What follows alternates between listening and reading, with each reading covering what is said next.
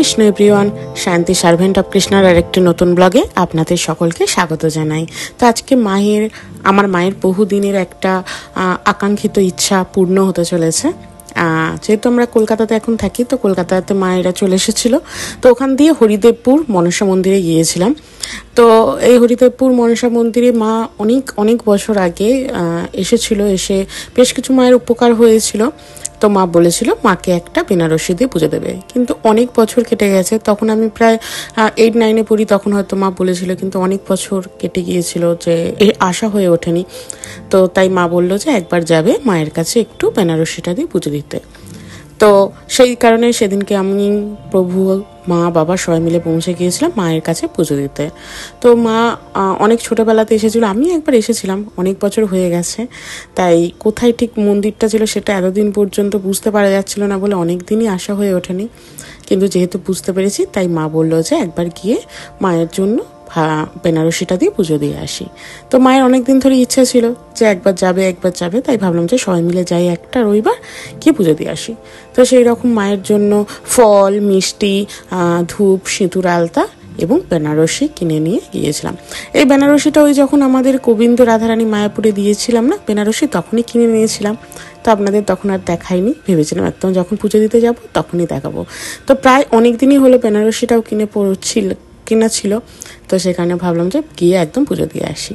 আর এই মায়ের কাছে কিছু আনা হোক বা না হোক, যেহেতু মা মনসা, সেহেতু দুধ আর কলাটা দিয়ে আপনারা কিন্তু পুজো দিতে পারেন।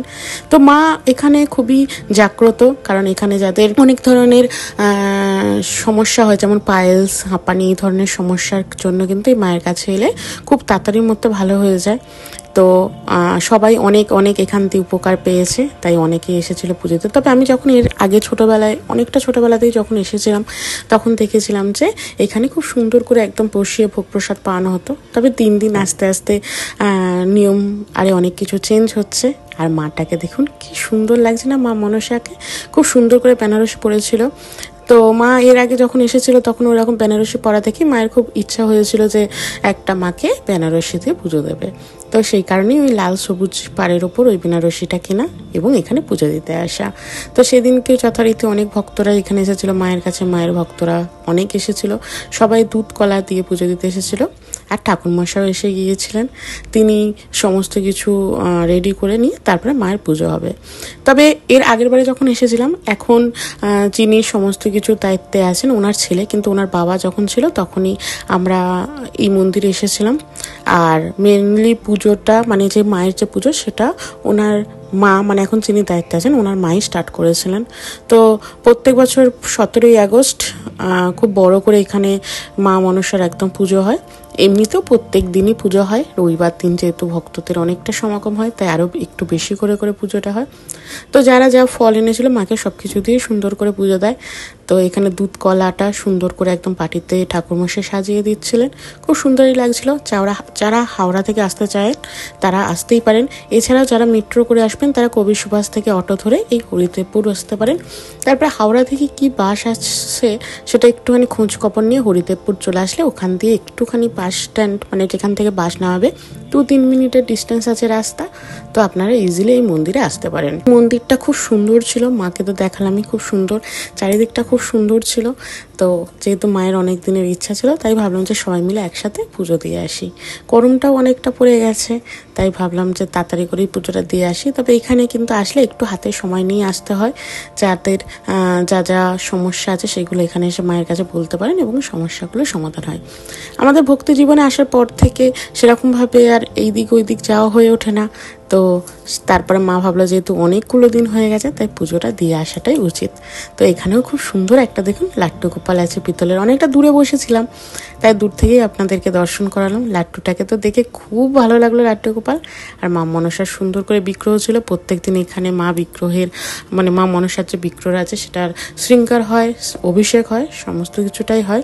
আর এখানে ভোগও প্রত্যেক দিন রেডি হয়।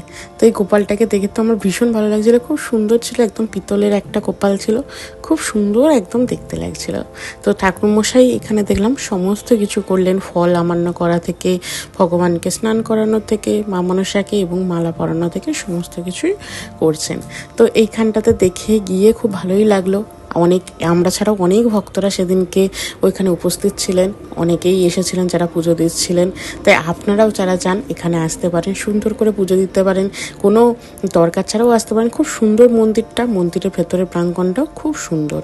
তো এখন ঠাকুরমশাই পুজো শুরু করে দিয়েছে, তবে খুব একটা সময় বেশি লাগছিল না পুজোতে, তাড়াতাড়ি করে হয়ে যাচ্ছিল, আর দেখতে কিন্তু খুব অসাধারণই লাগছিল। তো এখানে পুরো দুধ দিয়ে মায়ের অভিষেক করছিল, কারণ মা মনসা মানে দুধ কলা দিয়ে পুজো দিতে হবে। তো আপনারা চাইলে মিষ্টি সন্দেশের সাথে দুধ কলাটাও নিয়ে যেতে পারেন। তো খুব সুন্দর করে ঠাকুরমশাই পুজো করছিল, আমরাও ছিলাম। মায়ের তো অনেক দিন ধরে ইচ্ছা ছিল, যেটা আপনাদেরকে বললাম, তাই অনেক দিনকার পর এরকম একটা মায়ের ইচ্ছা পূরণ করতে পেরে আমাদেরও সবার খুব ভালো লেগেছিল। মন্দিরটা এত সুন্দর ছিল যে কি বলবো, খুব সুন্দর ছিল। প্রচুর ভক্তরা সেদিনকে উপস্থিত হয়েছিল। তারপর মায়ের ভোগ প্রসাদ এবং মায়ের অভিষেক এবং শাড়ি পরানোর জন্য, শৃঙ্গার করার জন্য মন্দিরও পর্দা দিয়ে দিয়েছিল। খুব সুন্দর করে ব্যবস্থা ছিল। তারপরে সবার শেষে একদম পুজো হয়ে যাওয়ার পর সবাইকে খুব সুন্দর করে ওনারা প্যাকেটে করে একদম ভোগ প্রসাদ বিতরণও করেছিলেন। তাই আপনারা যারা যাইবেন ওনারা একদম পার্সেল করে সুন্দর করে ভোগ দিয়ে দেবে, আপনারা বাড়িতে নিয়েও আসতে পারেন। তবে আগে যখন গিয়েছিলাম তখন বসিয়ে প্রসাদ পাওয়ানোর ব্যবস্থা ছিল, কিন্তু এখন দেখলাম খুব সুন্দর করে ওনারা পার্সেলের সিস্টেম করছে। ফল, যারা ওইখান থেকে পুজো দেবেন তাদের জন্য দুধ কলা আছে। এছাড়াও ওখানে খুব সুন্দর মায়ের জন্য খিচুড়ি প্রসাদও বানানো হয়েছিল। দূর দূরান্ত থেকে শুনছিলাম অনেক ভক্তরা এসেছে, একজন তো শুনলাম মেদিনীপুর থেকে এসেছে, একজন বর্ধমান থেকে এসেছে, এরকম দেখলাম অনেক দূর দূরান্ত থেকে অনেক ভক্তরা এখানে আগমন করেছেন। তাই আপনারা চাইলে সহজে একটু হরিদেবপুর থেকে ঘুরে আসতে পারেন।